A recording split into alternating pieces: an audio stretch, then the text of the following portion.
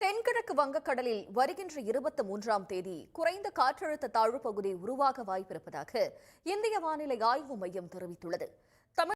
ஒரு கோடியே 10 லட்சம் ரூபாய் இழப்பீடு கோரி அறப்போர் இயக்கத்துக்கு எதிராக தொடர்ந்த வழக்கில் சாட்சியம் அளிப்பதற்காக அதிமுக பொதுச் செயலாளர் எடப்பாடி பழனிசாமி நீதிமன்றத்தில் ஆஜரானார். ஜாலி என்ற புலி ஒன்று இணையை தேடி சுமார் 300 கிலோமீட்டர் வரை பயணித்துள்ளது. தற்போதும் அதன் பயணம் தொடரும் நிலையில் இதுகுறித்து ஒரு செய்தி தொகுப்பை இப்போது பார்க்கலாம். செய்திகளில் தொடர்வது சிறிய இடைவேளை.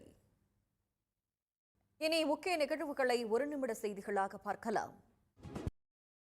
திருவேற்காடு அருகே ஆக்கிரமிப்புகளை அகற்ற எதிர்ப்பு தெரிவித்து சாலை மறியலில் ஈடுபட்டவர்களை போலீசார் கைது செய்தனர். பஞ்சாப் பாடகர் சித்து மூஸ்வாலா மற்றும் மகாராஷ்டிர மாநில முன்னாள் அமைச்சர் பாபா சித்திக் கொலையில் தேடப்பட்ட அன்மோல் பிஷ்னோய் அமெரிக்காவில் கைது செய்யப்பட்டுள்ளார். சிபிஐயால் பரிசு அறிவிக்கப்பட்ட அன்மோல் மீது 20 குற்ற வழக்குகள் நிலுவையில் உள்ளன. அவரை இந்தியாவிடம் ஒப்படைப்பது எப்போது? வணக்கம். இன்றைய செய்திகளை விரிவாக பார்ப்பதற்கு முன்பாக முதலில் தலைப்புச் செய்திகள். எல்ஐசி இணையதளம் ஹிந்தியில் மாற்றப்பட்டதற்கு முதலமைச்சர் மு க ஸ்டாலின் உள்ளிட்ட அரசியல் தலைவர்கள் கடும் கண்டனம் தெரிவித்தனர். எதிர்ப்பு வலுத்ததை அடுத்து மீண்டும் எல்ஐசி இணையதளம் ஆங்கிலத்திற்கு மாற்றப்பட்டது.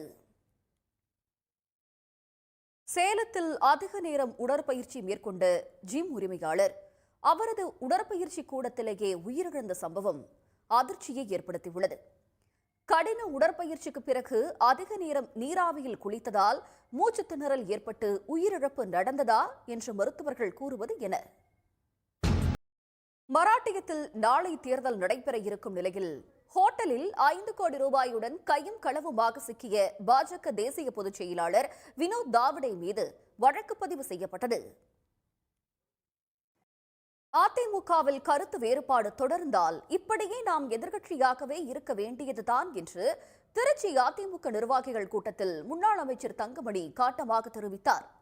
யாரை வேட்பாளராக அறிவித்தாலும் ஒரு கோஷ்டியாக சேர்ந்து கொண்டு எதிர்ப்பதாகவும் அவர் வேதனைப்பட்டார். பிரதமரின் தேசிய சுகாதார பாதுகாப்பு திட்டத்தின் கீழ் குஜராத்தில் தனியார் மருத்துவமனைகளில் பெருமளவில் முறைகேடு நடந்திருப்பது தெரியவந்துள்ளது. செய்திகளில் தொடர்வது சிறிய இடைவேளை.